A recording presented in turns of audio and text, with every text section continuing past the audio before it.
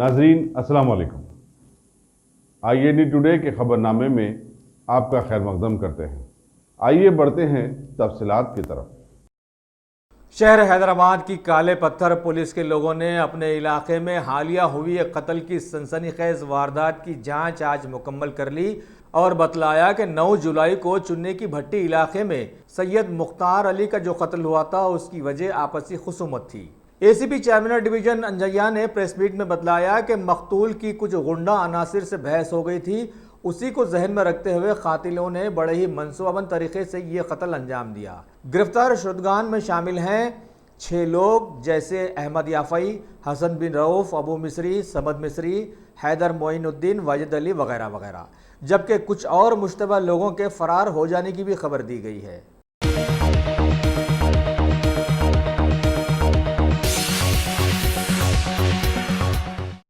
जिले संगारेड्डी के कांग्रेसी MLA जग्गा रेड्डी अपने हलके की खुशहाली से इंतहाई मुतासिर हैं और दिन रात कोशिशों में है कि TRS हुकूमत वहां के लोगों से दुश्मनी छोड़कर गोदावरी नदी का कुछ पानी संगारेड्डी जिले को भी पहुंचाए। इस सिलसिले में जैसे ही इन्होंने तेजी दिखाई, CM KCR की पुलिस ने उन्हें गिरफ्तार करते हुए कुंडापुर पुलिस स्टेशन रवाना कर दिया। जिस तरह साबिका में कांग्रेसी लीडर्स बोर्ड ऑफ इंटरमीडिएट के रिजल्ट के खिलाफ में आवाज उठाई ही थे कि उन्हें घर के पास से गिरफ्तार कर लिया गया था।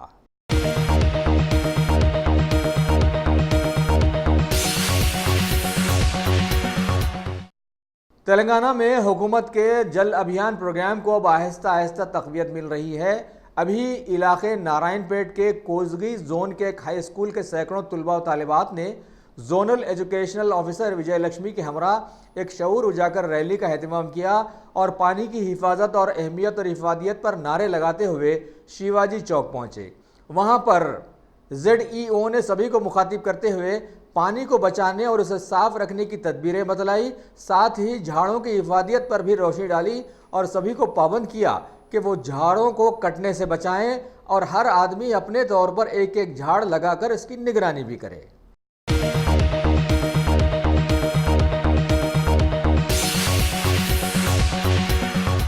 Bhagwan Devi Hospital, Dr. Om Prakash Agrawal presents Juhi Clinics at Sheikhpet। 25 सालों से ऑर्थोपेडिक्स सर्विसेज खिदमत अंजाम देते आ रहे हैं। भगवान देवी हॉस्पिटल है हमेशा आपके साथ। Doctor Om Prakash Agarwal, MS ortho senior orthopaedic surgeon, doctor Arvind Kumar, MS ortho senior orthopaedic surgeon. Treatment for difficult fractures, joint replacement, arthroscopy surgery, spine surgery, all under one roof. हजारों मरीजों का कामयाब इलाज जदीद टेक्नोलॉजी के जरिए।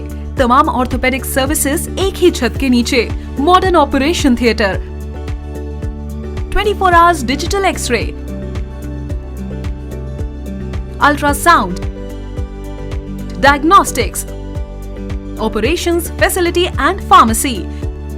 Juhi Clinic, 3rd floor, above Reliance Trends, beside D-Mart, Toli Chowki, Sheikhpet, Hyderabad.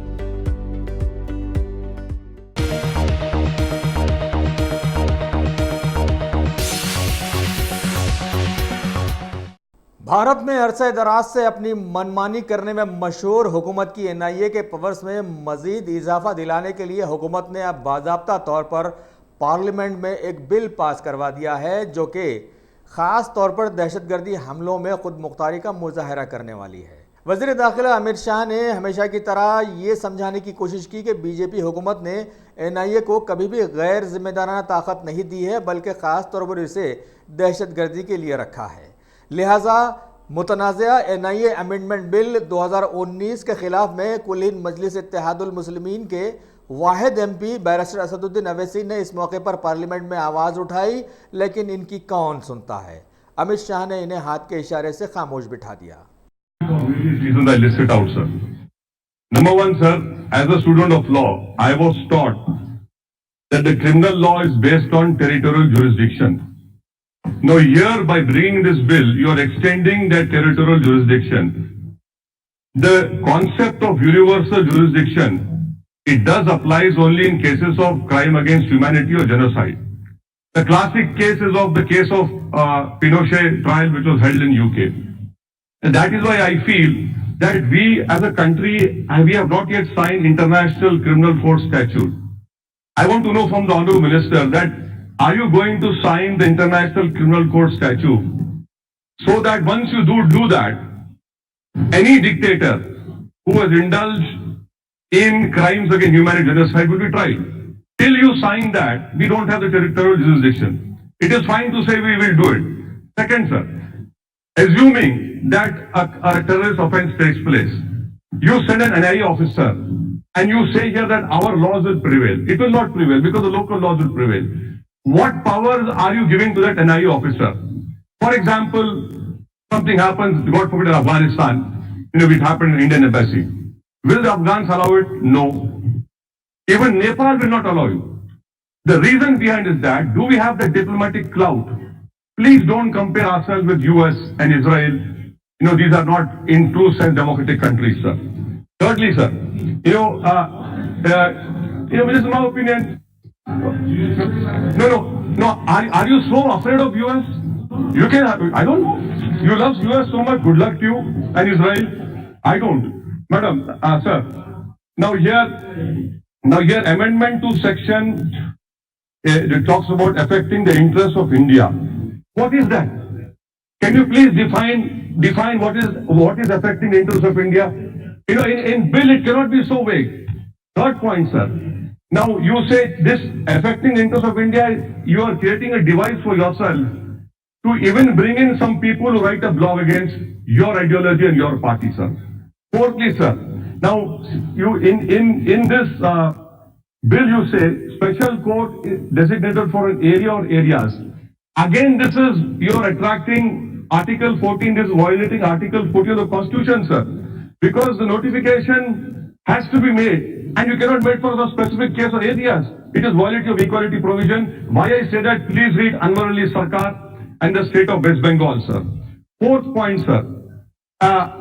Does the NIA have special investigative techniques?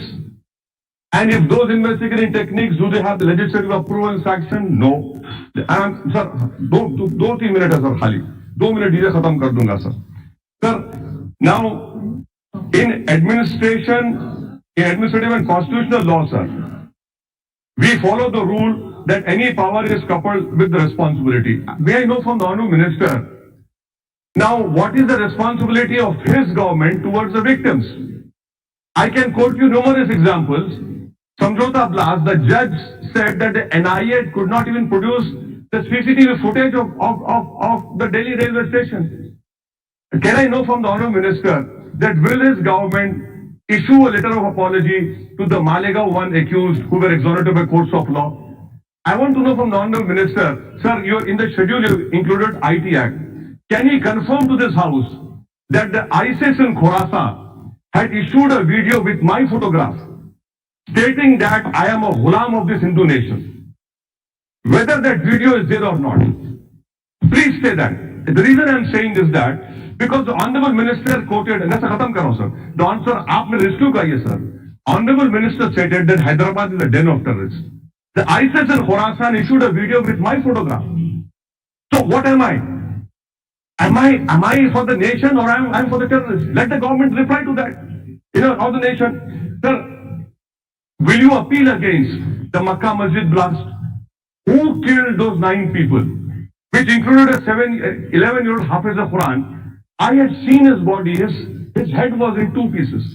I cannot still go to his house. Why are you not appealing? Do you have a firm resolve against terrorism? Why are you not appealing against the Makkah Masjid blast?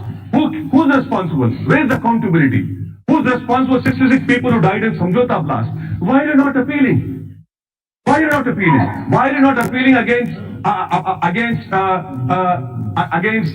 Ajmer blast? So these are all terrorist offences, and I hope that the government will reply to it, because the narrative, sir, narrative क्या हो गया है sir कि victim अगर मुसलमान है और accused non-Muslim है तो आप कुछ नहीं करेंगे सर। ओवैसी साहब ने कहा विटनेस प्रोटेक्शन प्रोग्राम। ओवैसी साहब, विटनेस प्रोटेक्शन प्रोग्राम हमारी सरकार के अमल में ही है। सुप्रीम कोर्ट का ऑर्डर है।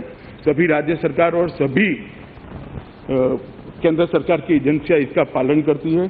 जहां तक आपने बात करा अपील का, और वो किसने करा, वो किसने करा, वो कहा अपील माननीय अध्यक्ष जी, कभी एजेंसी तय नहीं करती है।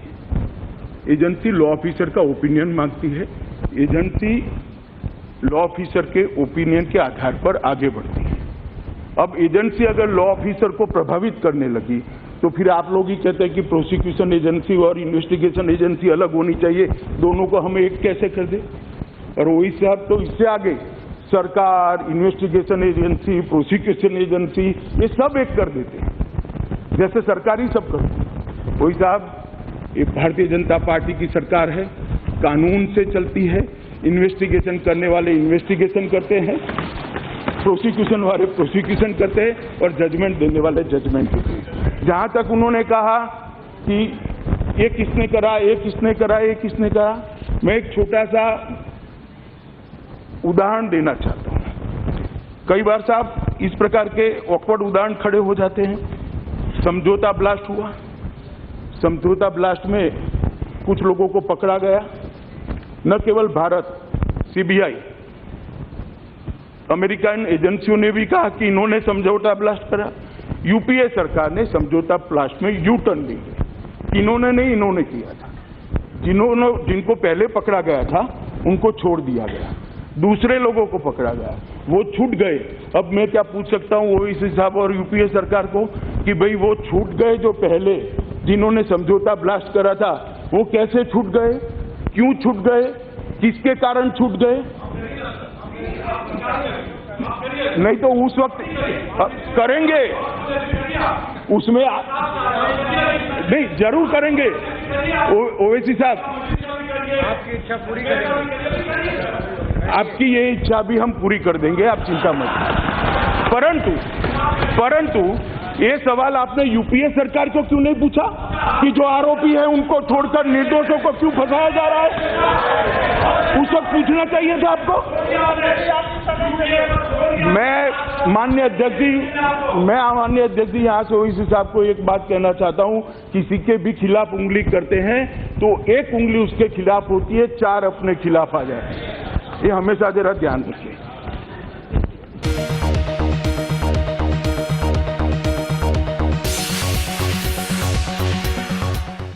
अब A1 टाउनशिप चिविला और मोइनाबाद के दरमियान मेन रोड से 1.3 किलोमीटर आबादी से लगा हुआ तमाम डेवलपमेंट के साथ जहां आप अपना घर बना के रह सकते हैं, जो है बिल्कुल आबादी से लगा हुआ। 4 लाख में 100 गज का plot, drainage, electricity, footpath, BT road, college, bus stop जैसी तमाम सहूलियतें दस्तयाब हैं। आपका ये छोटा सा इन्वेस्टमेंट आपका और आपके बच्चों का मुस्तकबिल बदल सकता है। मजीद मालूमात के लिए हमें कॉल करें। Address pillar number 235 opposite fishers department, Rajendra Nagar, Hyderabad. Contact 7799603838।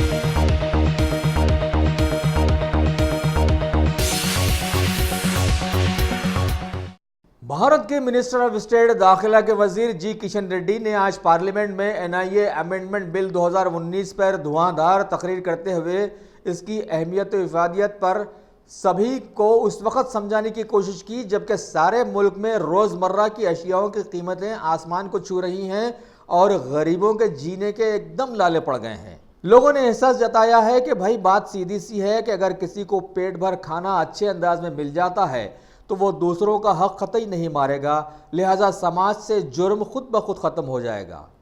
आतंकवाद एक गंभीर चिंता का विषय है। ये सिर्फ भारत में ही नहीं है, विश्व में, सारी दुनिया में भी ये खतरनाक समस्या है। ये आतंकवाद के कारण हमारे देश में प्रधानमंत्री, भूतपूर्व प्रधानमंत्री, मुख्यमंत्री, ऐसे प्रमुख लोग भी आतंकवाद का शिकारी बने। इसीलिए जो आतंकवाद के विषय पर जो इन्वेस्टिगेशन होना है देश में, प्रोसिक्यूशन होना है, उसको ठीक करने के लिए 2008 में एक बिल लाया गया था जो reinforcing intelligence setup, checking the infiltration, capacity building of special police forces in the states, constitution of national security guard hubs, NAN, been established in the for investigation of terrorism related issues. अध्यक्ष जी, 2008 में इसी संसद में NIA का bill लाया गया। 2009 में NIA का काम भी शुरू हो गया। आज अलग अलग तरीके से आतंकवाद हमारे देश के ऊपर हमला करना चाहते हैं, सारी दुनिया में हमला करना चाहते हैं, इसीलिए NIA को और मजबूत करना चाहते हैं। अलग अलग देशों में अलग अलग इन्वेस्टिगेशन एजेंसीज है। पहले तो ये आतंकवाद विषय जो investigation and prosecution state government के साथ रहते थे, क्योंकि आतंकवाद एक स्टेट का, एक जिला का, एक स्थान का परमिट नहीं है। आतंकवाद इंटरस्टेट का इश्यू हो गया, आतंकवाद इंटरनेशनल का इश्यू हो गया। अलग अलग देशों से आके लोग भारत के अंदर, दुनिया के अंदर आतंकवाद गतिविधि बढ़ाने के लिए प्रयास कर रहे। इसलिए हम इस NIA के बिल को थोड़ा और शक्तिशाली, मजबूत बनाना चाहते हैं। उसमें कुछ सेक्शंस अमेंडमेंट करना चाहते हैं। हम section 1 empowerment NIA with extra territorial jurisdiction for investigation and terrorism offences taking places outside India. अध्यक्ष जी, क्योंकि हमारा हर देश में एम्बेसीज है, हर देशों में भारत के NRIs बहुत लाखों लोग हैं, उनके ऊपर भी कभी आतंकवाद का गतिविधि हो गए तो हमारे एम्बेसीज के ऊपर, हमारा प्रॉपर्टीज के ऊपर, हमारा फ्लाइट्स के ऊपर कभी भी जो ही आतंकवादी गतिविधि हो गए तो हमारा इन्वेस्टिगेशन एजेंसीज दुनिया में कोई देश में जाके इन्वेस्टिगेशन नहीं कर सकते हैं। इसीलिए हम चाहते हैं हमारे NIA सारी देशों में जिधर भी हमारा भारत के संपत्ति के ऊपर, भारत के नागरिक के ऊपर आतंकवाद का गतिविधि हो गए तो हमारा NIA जाके उस देशों में इन्वेस्टिगेशन करने के लिए अधिकार चाहते हैं। इसीलिए मैं संसद में ये अमेंडमेंट का मैं आपके सामने रख रहा हूं, आपके द्वारा संसद के सामने रख रहा हूं। दूसरा अध्यक्ष जी, ये स्पेशल कोर्ट कॉन्स्टिट्यूशन है, क्योंकि आप लोगों को मालूम है हमारा जो NIA कॉन्स्टिट्यूशन होने के बाद अच्छे रिजल्ट भी मिला है, देश में अच्छे काम भी कर रहे हैं। One of the best organisation के नाते सारी दुनिया में भी NIA का नाम हो गया। हमारे देश में भी जो NIA स्थापना होने के बाद इसका 8 ब्रांचेस, हेडक्वार्टर दिल्ली है, उसका 8 ब्रांचेस देश भर में भी है। उसमें जम्मू, लखनऊ, कलकत्ता, गुवाहाटी, हैदराबाद, रायपुर, मुंबई, कोच्चि, ऐसा ये ब्रांचेस है अध्यक्ष जी। लगभग अभी तक NIA में 272 केसेस रजिस्ट्रेशन करवाए, उसमें 52 केसेस का आज जजमेंट हो गया, उसमें 46 केसेस कन्विक्शन भी हो गया अध्यक्ष जी। ऑलमोस्ट हमारे 90% NIA के अंदर जो भी केसेस हुआ उसमें 90% टेररिस्टों को कन्विक्शन हो गया। इसलिए मैं हम चाहते हैं उसका, आप लोगों को मालूम है NIA बहुत बड़ा केसेस जो इंडियन मुजाहिदीन का सीनियर ऑपरेटिव इंक्लूडिंग हसीन बख्तल का वो कैपिटल पनिशमेंट मिला है, और हैदराबाद में जो केसेस किया है बम ब्लास्टिंग दिलसुख नगर में सेक्रेटरीट के सामने, वो केसेस में भी, बुद्ध गया में भी ऐसा केसेस में भी पनिशमेंट मिला है अध्यक्ष जी। इसलिए उसको और शक्तिशाली बनाना चाहते हैं, क्योंकि इसमें एक जजेस का अपॉइंटमेंट स्पेशल कोर्ट के, ये क्यों हुआ अध्यक्ष जी? ये स्पेशल कोर्ट के कारण हुआ है। रूटीन कोर्ट में गए तो सालों भर ये केस में नहीं होता है, इसीलिए स्पेशल कोर्ट का प्राविधान इसमें NIA में है।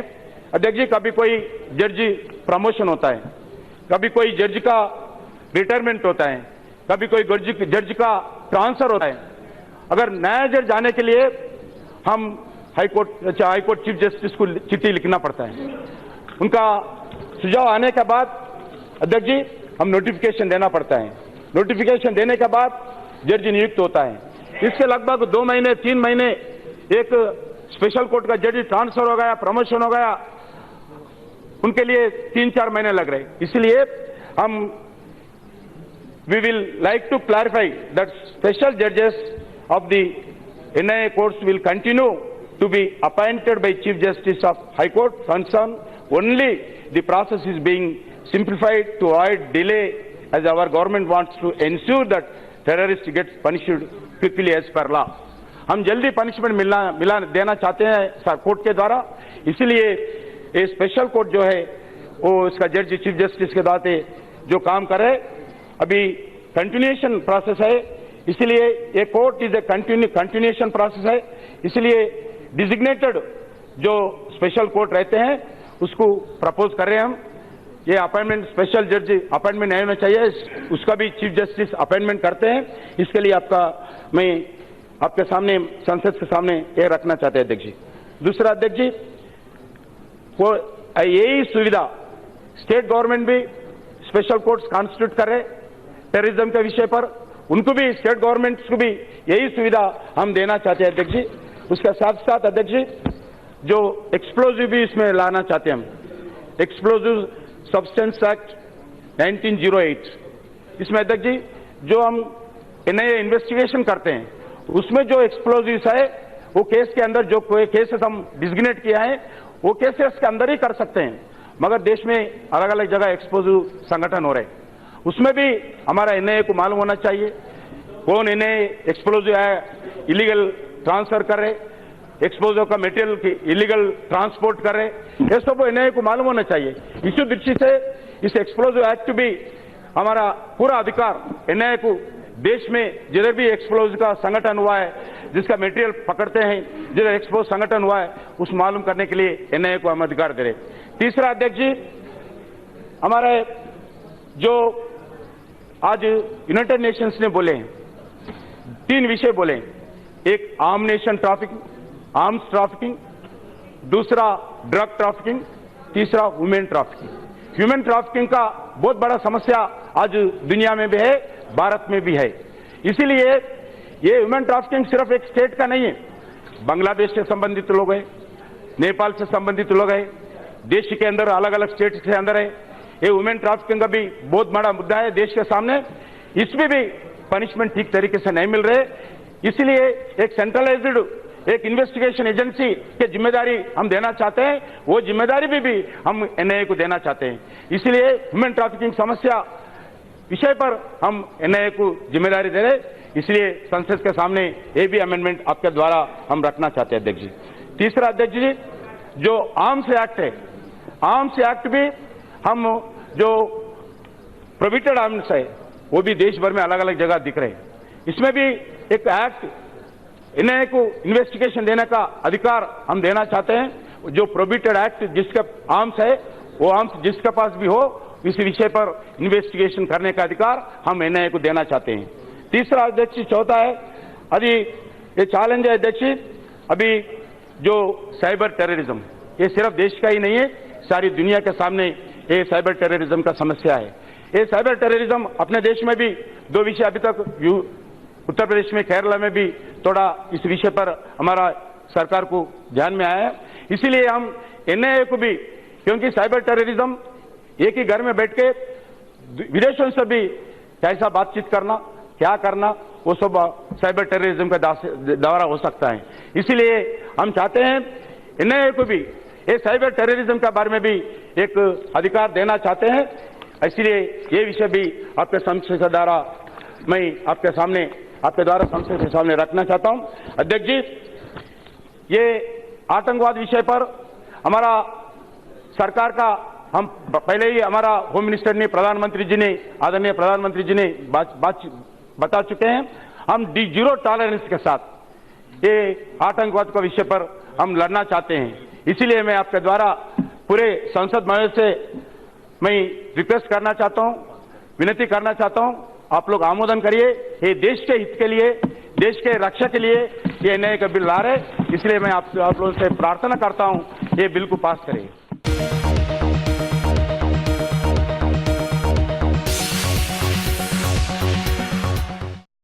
रियासत तेलंगाना के विकाराबाद की नई हरकियाती कलेक्टर श्रीमती आयशा मसरत खानम भारत के एक देरीना सदर मिसाइल मैन की तरह काम करते हुए शोहरत की बुलंदियों पर पहुंच रही हैं उन्होंने अभी स्वच्छ भारत प्रोग्राम में हिस्सा लेने के लिए दिन देर गए कोड़ंगल का दौरा किया। उस प्रोग्राम में हिस्सा लेने के बाद वहां पर एक लड़कियों के हॉस्टल कस्तूरबा में रुककर वहां के इंतजामात का जायजा भी लिया। बहुत देर बाद लड़कियों की बेपनाह चाहत में वो रात उन्होंने वहीं गुजारी और सुबह वहां से रवाना हुई। काश दूसरे लीडर्स भी लड़कियों का ही ना सही लड़कों के ही हॉस्टल में ऐसी कारकर्दगी दिखाते।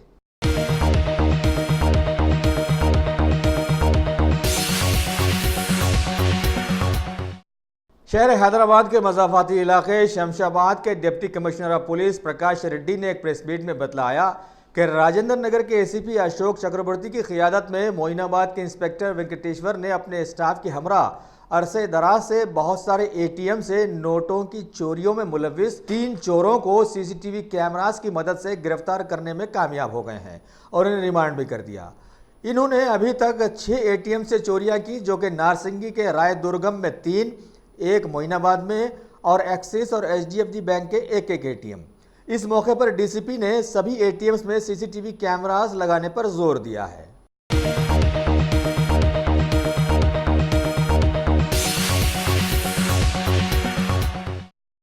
Top selection computers. अगर आप टेक्नोलॉजी के दौर में रहते हुए टेक्नोलॉजी से दूर हैं तो सोचिए मत, आइए एक बार खिदमत का मौका दीजिए। हमारे यहाँ branded computers Dell, HP, Lenovo, laptop accessories उम्दा क्वालिटी निहायत ही वाजबी दाम पर दस्तयाब है। स्कूल, कॉलेज, कॉर्पोरेट, ऑफिस वगैरह में बल्क क्वांटिटी में सप्लाई की जाती है। इसके साथ साथ हमारे यहाँ माहिर टेक्नीशियंस की निगरानी में रिपेयर की सहूलत भी मौजूद है। अगर आप अपने घर, दुकान, सोसाइटी, स्कूल वगैरह को सेफ और क्राइम फ्री बनाना चाहते हो तो इंस्टॉल कीजिए सीसीटीवी कैमरा जो एचडी क्लियरिटी के साथ दस्तयाब है।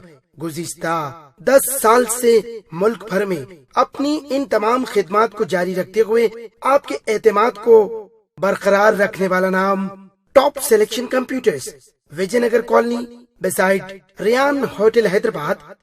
Director Syed Rashid Ali. Phone 9849715954। Top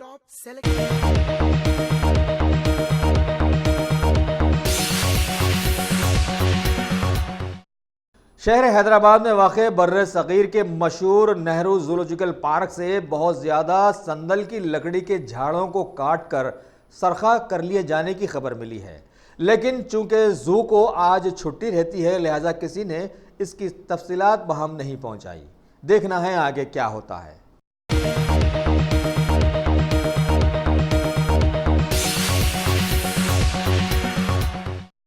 जिले चित्तौड़ के छात्रापेंटा गांव के जंगली इलाके में आज एक हथनी मुर्दा पाई गई। Forest range officer Madan Mohan ने अपने स्टाफ के हमरा वहां जाकर इसका जायजा लिया और इसकी इत्तला तिरुपति जू के अहदेदारों को दी। उन्होंने बाद तहकीक बतलाया कि शायद वो बीमार थी, इसलिए यह हादसा हुआ।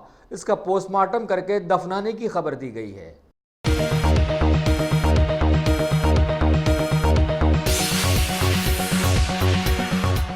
गाजी kidney centre and multi speciality hospital, गुर्दे और बवासीर के इलाज का 40 साल मशहूर हॉस्पिटल, जहां हजारों पेशेंट्स क्योर हो चुके हैं। Doctor Husaini international national award winner और दूसरे डॉक्टर्स और लेडी डॉक्टर्स की जेर खिदमत गुर्दे के तमाम अमराज का मुकम्मल ट्रीटमेंट किया जा रहा है। गुर्दे फेल हो चुके हों, डायलिसिस करवा रहे हों, याद रखिए डायलिसिस कोई इलाज नहीं, इससे 1% भी गुर्दे रिकवर नहीं होते। हाँ, डायलिसिस टेम्पररी रिलीफ दे सकता है, लेकिन हमारे ट्रीटमेंट से गुर्दे फिर से फंक्शन में आ सकते हैं। गुर्दे श्रिंक हो गए हों या सिस्ट हो, गुर्दे की पथरी हो, कैसी भी गुर्दे की तकलीफ हो या पाइल्स यानी बवासीर, चाहे ब्लीडिंग हो या कोम, बगैर ऑपरेशन मुकम्मल क्योर ट्रीटमेंट का एक ही centre, Ghazi kidney centre, DLRL main road opposite Vikas high school, Chandrayan Gutta, Hyderabad. Cell 9966930824 या 9391326261।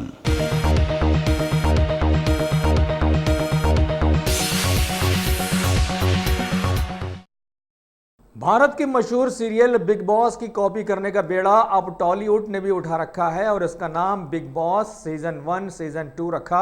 और अब सीजन 3 की जब बारी आई और इसके लिए अदाकाराओं का सिलेक्शन हो रहा है, इसी दौरान सीरियल के जिम्मेदारों के खिलाफ में कुछ अदाकारों ने पुलिस से रुजू कर लिया है। दूसरी तरफ एक अदाकारा गायत्री गुप्ता ने खास तौर पर इनके खिलाफ में राय दुर्गम पुलिस से रुजू हुई और अपनी शिकायत दर्ज करवाई, जिसका खास मौजू सेक्सुअल हैरासमेंट था।